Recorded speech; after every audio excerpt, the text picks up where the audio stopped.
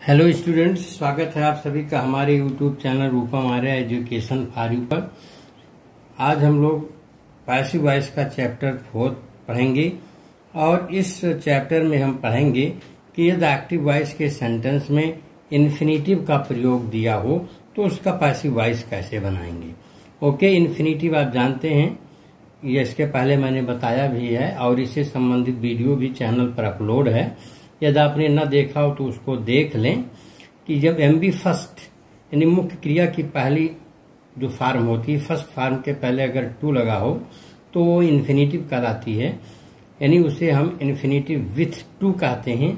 और यदि MB first का यूज है और टू नहीं लगा हुआ है तो उसे हम बेयर इन्फिनेटिव कहते हैं। ओके, तो इसी तरह के वाक्य का आज हम पैसिव वॉइस बनाना सीखेंगे। तो जो इस तरह का वाक्य होगा, इसकी जो रचना होगी, उसकी रचना बच्चों कुछ इस तरह की होगी कि वाक्य में सब्जेक्ट लगा होगा। ओके, जैसे आप देख सकते हैं पहला सेंटेंस है, इसमें सब्जेक्ट होगा और सब्जेक्ट के बाद में बी वर्ब होगा। बी वर्ब क्या होता है? बी वर्ब से संबंधित बहुत सी बातें हो चुकी हैं पिछले वीडियो में, फिर भी मैं आपको बता देता हूं। बी वर्ब्स के अंतर्गत इज, एम, आर, वाज, वर ये आता है। ओके, या फिर सब्जेक्ट के बाद में आपको हैव वर्ब्स मिलेगा। हैव वर्ब्स के अंतर्गत हैज, हैव और हैड होता है।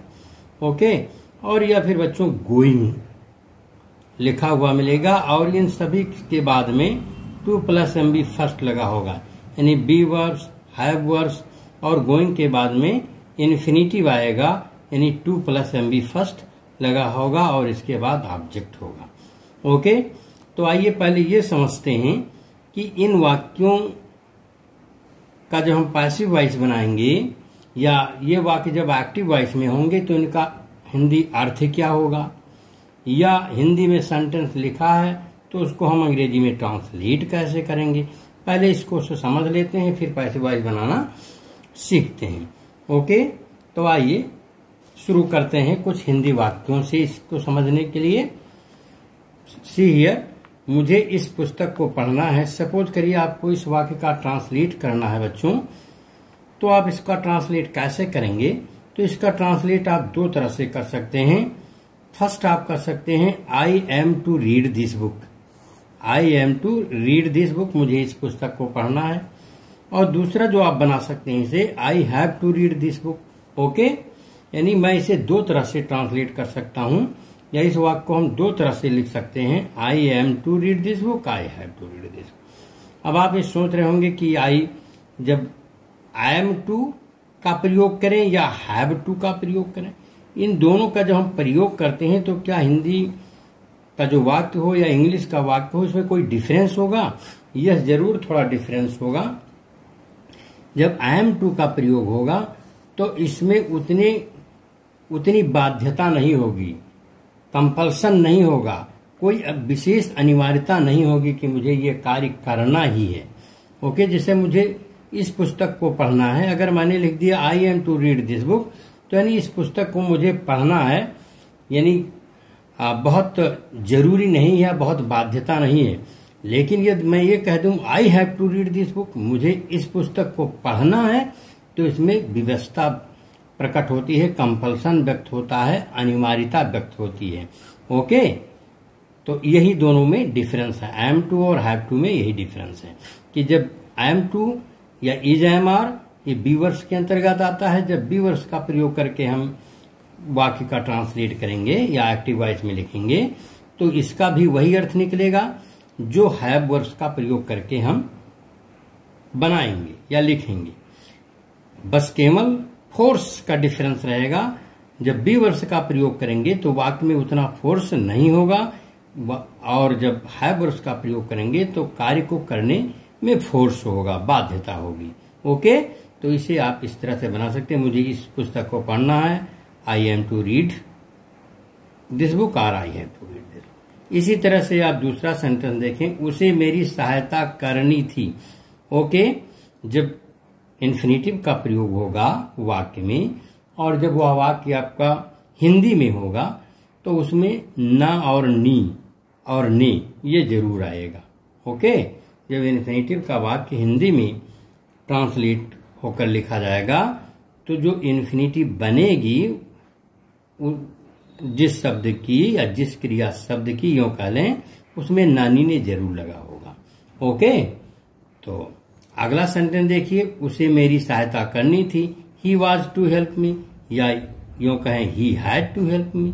ओके, आप दोनों तरह से बना सकते हैं, बट डिफरेंस वही है कि हैड टू का प्रयोग जब करेंगे तो इसमें व्यवस्था व्यक्त होगी, अनिवार्यता व्यक्त होगी। ओके, नेक्स्ट सेंटेंस है, उन्हें एक निबंध लिखना है। ओके, तो उन्हें यहां प्लूरल हो गया, तो they are to write an essay अथवा they have to write an essay से आप ट्रांसलेट कर लेंगे। ओके, इसी तरह से आप अगले सेंटेंस को देखिए, मैं एक पुस्तक पढ़ने जा रहा हूं।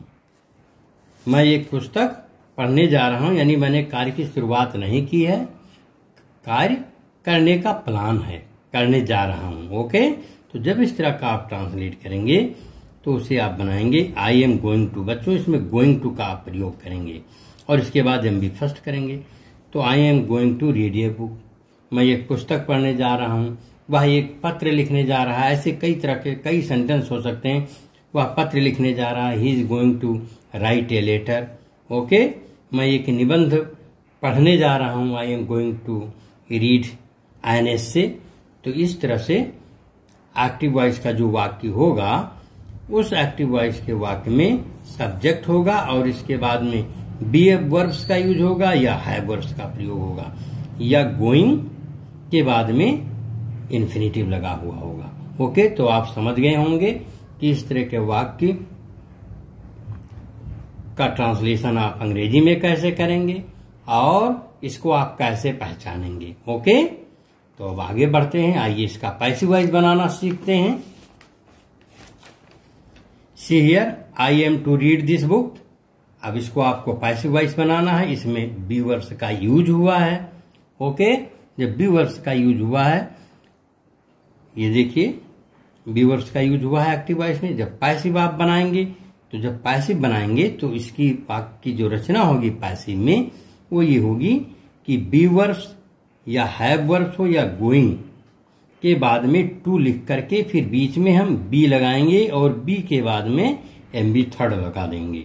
ओके, यानी जो आपका टू होगा और एम बी फर्स्ट होगा, यानी इन्फिनिटिव जो होगा उसके बीच में बी लगा दिया जाएगा और एम बी थर्ड कर दिया जाएगा। सी हियर, तो सबसे पहले आप ऑब्जेक्ट पहचान ले बच्चों कि I am to read this book, तो इसमें दिस ऑब्जेक्ट है, तो इस ऑब्जेक्ट को मैंने सब्जेक्ट बना लिया। ये एक वचन था इसलिए इज लगा दिया और इसके बाद इन्फिनिटिव टू लगाया और टू के बाद में आपको क्या इंसर्ट करना है, बी इंसर्ट करना है और उसके बाद थर्ड फॉर्म लगा करके बाई लगा करके जो आई सब्जेक्ट था उसको ऑब्जेक्ट बना दिया, पैसिव वॉइस बन गया। यानी this book is to be read by me. Okay, इसी तरह आप नेक्स्ट सेंटेंस देखिए, he was to help me. इसमें आप सब्जेक्ट ही है और टू हेल्प इन्फिनिटिव है और मी ऑब्जेक्ट है। अब ऑब्जेक्ट को सब्जेक्ट बनाइए तो ही हो गया, वाज आपका बी वर्ब है और इसके बाद टू बी हेल्प। देखिए इन्फिनिटिव जो टू हेल्प था इसके बीच में बी लगा करके एम बी थर्ड कर दिया गया, फिर बाई लगाइए और फिर सब्जेक्ट को ऑब्जेक्ट आप बना देंगे। ओके, इसी तरह से नेक्स्ट सेंटेंस देखिए, they are to write an essay. इसमें देखिए एन एसे आपका ऑब्जेक्ट है, इसको आपने सब्जेक्ट बना दिया, बी वर्ब्स का यूज हुआ है इसमें और एन एस से सिंगुलर है इसलिए इज लगा दिया और इसके बाद टू लगाएंगे बच्चों और टू के बाद में बी लगा करके और एम बी थर्ड लिख देंगे, फिर वाई लगा करके दे आपको जो यहाँ पर सब्जेक्टिव केस है उसका ऑब्जेक्टिव केस देम हो जाएगा। ओके, इसी तरह से आपको नेक्स्ट सेंटेंस है बनाना है, I have to read this book. इसे देखिए आप, इसमें हैव टू प्रयोग हुआ है, नहीं हैव वर्ब्स का प्रयोग हुआ है एक्टिव वॉइस में।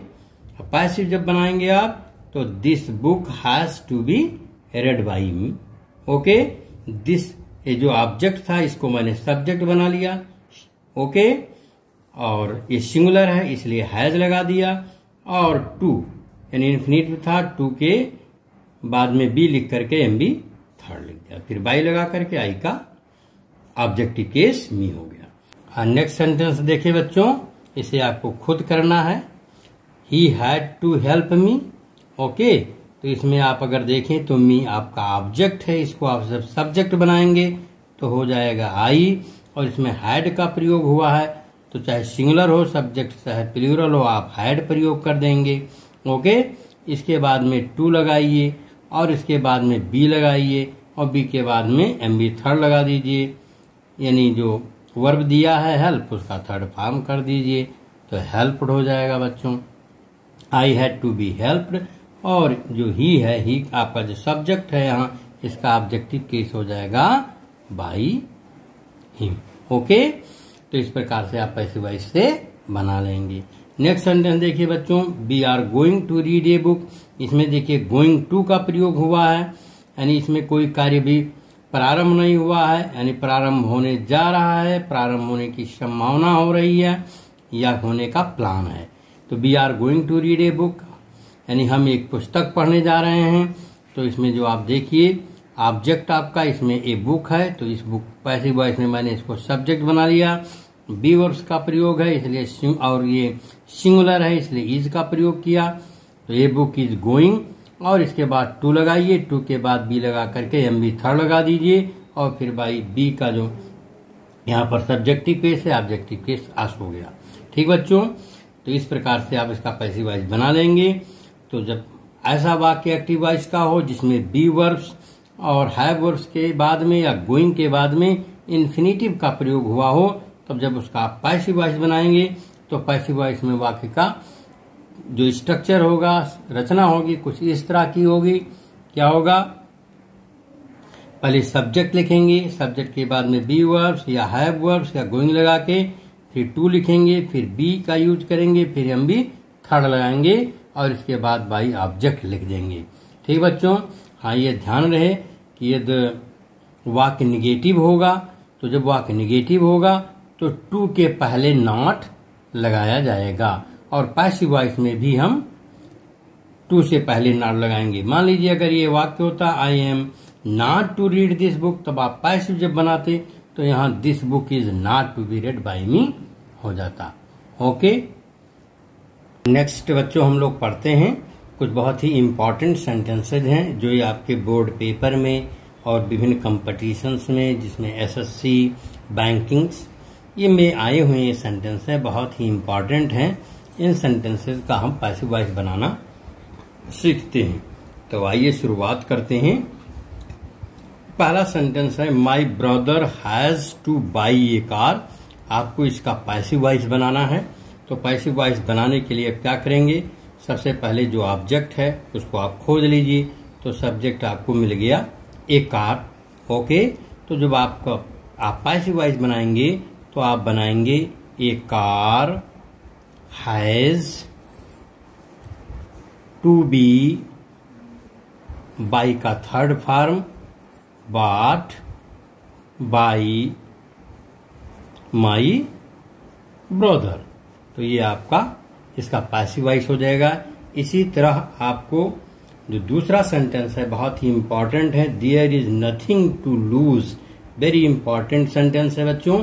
इसका जब आप पैसिव वॉइस बनाएंगे तो बनेगा there is nothing to be lost. Okay, two के बाद बी लगाइए, फिर एम बी थर्ड आप लगा देंगे, आपका बन गया। ये देखिए थर्ड और भी इम्पोर्टेंट है, बहुत ही इम्पोर्टेंट सेंटेंस है। ठीक है, आप थोड़ा दिमाग लगाएं इस पर। I would like someone to help me. आप देखिए आई यहां दिया हुआ है, यहां मी भी दिया हुआ है, तो आपको एक ही ऑब्जेक्टिव केस लिखना है या सब्जेक्टिव केस लिखना होगा। ओके, तो आइए इसको बनाते हैं। पहले आप इसमें आई वुड लाइक, ओके, तो आप जो यहाँ पर ऑब्जेक्टिव केस है मी, इसको आप सब्जेक्टिव केस कर लीजिए। तो सब्जेक्टिव केस क्या होगा, आई ही होगा। तो आई वुड लाइक आप पूरा लिख दीजिए, क्योंकि जो मी दिया हुआ है मी का ऑब्जेक्टिव या ऑब्जेक्टिव केस है, सब्जेक्टिव केस होगा आई। ओके, तो आपका बनेगा आई वुड लाइक पूरा लिख दीजिए। और अब आप क्या करेंगे, आप इस आई को हटा देंगे क्योंकि यहाँ ऑब्जेक्ट को सब्जेक्ट बना दिया गया। I would like to be helped. Okay, I would like to be helped, यानी इसमें बच्चों समवन को हटा देंगे क्योंकि कोई निश्चित ऑब्जेक्ट नहीं है। या आप अगर लिखना भी चाहेंगे I would like to be helped by someone आप लिख सकते हैं। अगर आप बाई समवन लिख देते हैं तब भी गलत नहीं है, लेकिन जब वाक्य पैसिव वॉइस में लिखा होगा ओके और उसमें बाई समवन नहीं लिखा होगा तब आपको एक्टिव बनाने में कठिनाई होगी।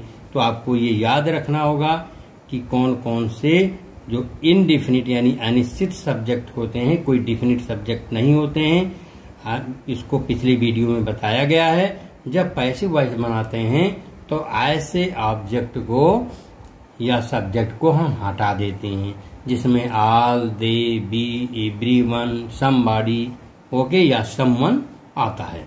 ओके, तो इसका पैसिव वॉइस आप बना लेंगे इसी तरह। I would like to be helped by someone आप लिखें या ना लिखें। Okay, I am not to blame for the loss, बहुत ही इंपॉर्टेंट सेंटेंस है, इसे आप पैसिव वॉइस बनाइए। ओके, तो बनेगा आई एम नॉट आप लगाइए ही, I am not to be. Okay, इसके बाद में थर्ड फॉर्म लगा दीजिए, I am not to be blamed for the loss, कोई कठिन नहीं है। ओके बच्चों, जो नेक्स्ट सेंटेंस है बहुत ही इंपॉर्टेंट है। कई बार ये बोर्ड पेपर में, कंपटीशन में इस तरह के सेंटेंस देखे गए हैं। ओके, जैसे it is time to close the shop, या इट इज टाइम से ये स्टार्ट होता है, या it is time to shut the door, इस तरह के सेंटेंस आ सकते हैं। अरे बहुत ही इंपॉर्टेंट सेंटेंस है, कई बार आया हुआ है। तो आप देखिए इसे कैसे बनाएंगे। तो इट इज टाइम आप पूरा ऐसे लिख दीजिए, इट इज टाइम। ओके, इसके बाद में आप फॉर लगा देंगे, यही बहुत ही इंपॉर्टेंट है। इट इज टाइम के बाद फॉर लगा दीजिए। इसके बाद जो इधर ऑब्जेक्ट है उसको ले आइए, the shop, it is time for the shop. इसके बाद टू बी, थर्ड फॉर्म लगा दीजिए, क्लोज्ड हो जाएगा। टू के बाद में बी लगा करके और एम बी थर्ड लगा देंगे। ओके बच्चों, तो इस प्रकार से आप पैसिव वॉइस बना लेंगे। ये बहुत ही इंपॉर्टेंट 5 सेंटेंस लिखे गए हैं, विभिन्न कंपटीशंस में आए हुए हैं, बोर्ड पेपर में आपके आए हुए हैं। नेक्स्ट है, बहुत ही इंपॉर्टेंट है, इसमें बच्चों कुछ ऐसी वर्ब्स होती हैं जो अपने साथ में टू नहीं लेती हैं, अर्थात इन क्रियाओं के साथ में या इन क्रियाओं के बाद में जो ऑब्जेक्ट आता है या जो इन्फिनिटिव आएगा वह बिना टू के होगा, अर्थात उसमें टू नहीं लगा होगा। ओके, कौन कौन सी क्रियाएं हैं कुछ इनको आप रट लीजिए। Let, bid, make, help, feel, see, watch, hear, ये ऐसी क्रियाएं हैं जो डायरेक्ट इन्फिनिटिव कहलाती हैं और ये विदाउट टू यूज की जाती हैं एक्टिव वॉइस में। जब एक्टिव वॉइस में हम इन्हें लिखते हैं तो इनके बाद जो वर्ब आएगी वो IMB फर्स्ट ही रहेगी और टू उसके साथ नहीं लगा हुआ होगा। ओके, लेकिन जब पैसिव वॉइस में हम इनको बनाते हैं तब इनके बाद जो इन्फिनिटिव आएगा उसके पहले हम टू लगा देते हैं। जैसे यहाँ एग्जाम्पल आप देखिए, ही बेड मी गो। बेड का मतलब बच्चों यहाँ ऑर्डर, आदेश देना। उसने मुझे जाने की आज्ञा दी, अलाउड हो गया, उसने मुझे जाने की आज्ञा दी। देखिए आपका बिड है यहाँ पर, ये बिड का ये सेकंड फॉर्म है और इसके बाद में आप ये देखिए आपका इन्फिनिटिव गो आया है, ही बेड मी। इसमें जो बीच में टू है ये टू हिडन है, अंडरस्टूड है। ओके, इसलिए इसको बेयर इन्फिनिटिव कहते हैं। इसी तरह से नेक्स्ट सेंटेंस है, देखिए, we have made her sing a song. यहाँ पर देखिए बच्चों ये सिंग इन्फिनिटिव है, इसके साथ में भी टू अंडरस्टूड है। इसी तरह सी लेट मी गो, यहाँ गो के पहले टू जो इन्फिनिटिव है ये अंडरस्टूड है। ओके, तो जो ये क्रियाएं हैं इनके बाद में जो इन्फिनेटिव आता है वह विदाउट टू होता है। ओके, लेकिन जब पैसिव वॉइस में हम बनाते हैं तो इनके साथ हम टू का प्रयोग कर देते हैं। ओके, तो आइए देखते हैं इसको। ही बेड मी गो, आइए इसका पैसिव वॉइस बनाते हैं। ओके, तो यहाँ मी जो ऑब्जेक्ट है इसको आप सब्जेक्ट कर दीजिए। ये चूंकि पास्ट इंडेफिनिट में है तो पास्ट इंडेफिनिट में जब हम पैसिव वॉइस को बनाते हैं तो क्या लगाते हैं, सहायक क्रिया वाज लगा देते हैं। पिछले वीडियो में मैंने बताया है। और इसके बाद बिड का जो थर्ड फॉर्म होता है बिडेन होता है। और यहाँ पर देखिए गो बेयर इन्फिनेटिव था, यानी बिना टू के था, लेकिन जब पैसिव वॉइस में आया तो टू लग गया। ओके बच्चों, इसी तरह से नेक्स्ट देखिए, we have made her sing a song. इस सेंटेंस को देखें तो इसमें हैव वर्ब का प्रयोग हुआ है और प्रेजेंट परफेक्ट है। तो जब पैसिव वॉइस बनाएंगे तो देखिए हर आपका ऑब्जेक्ट है, इसको मैंने सब्जेक्ट बना दिया। सी सिंगुलर है इसलिए हैज लगाइए, और प्रेजेंट परफेक्ट या पास्ट परफेक्ट में हैव वर्ब्स के बाद बीन लगता है। तो सी हैज बीन मेड, एमबी थर्ड ये हो गया आपका टेंस हो गया। फिर टू देखिए आप लगा दिए, सिंग जो आपका इन्फिनेटिव था, बेयर इन्फिनेटिव था, टू नहीं लगा था, यहाँ पर टू लगा दिया गया। ठीक, she has been made to sing a song. Okay, इसी तरह से आप लास्ट सेंटेंस देखिए, बहुत ही इंपॉर्टेंट सेंटेंस है। ओके, यह इस नियम का एक्सेप्शन है, अपवाद है। सी लेट मी गो। ओके बच्चों, यहाँ पर गो भी बेयर इन्फिनेटिव है, इसमें टू नहीं लगा हुआ है। और जब लेट का यूज होगा तो उसके साथ जो इन्फिनेटिव होगी वह पैसिव वॉइस में भी बेयर इन्फिनेटिव होगी। ये लेट इस नियम का एक्सेप्शन है। ओके, इस नियम का ये अपवाद है। ओके, तो कैसे बनेगा इसका पैसिव वॉइस, देखिए इसे आप लेट को पास्ट में हम मान लेते हैं और मी को आप ये ऑब्जेक्ट था आप सब्जेक्ट बना लीजिए। तो I was let go by her. अगर इस नियम का पालन करता तो गो के पहले भी टू लगता, लेकिन ये लेट एक एक्सेप्शन है, इसके साथ में टू का प्रयोग नहीं होगा। ओके बच्चों, तो आज बस केवल इतना ही। आई होप आपको इस समझ में आया होगा। बहुत ही इम्पोर्टेंट चैप्टर है ये। ओके, आप यह चैनल पर नए हो, आपने सब्सक्राइब न किया हो तो सब्सक्राइब कर लें और शुरू से अंत तक वीडियो को देखें और खुद एक्सरसाइज करें। Okay, thank you for watching.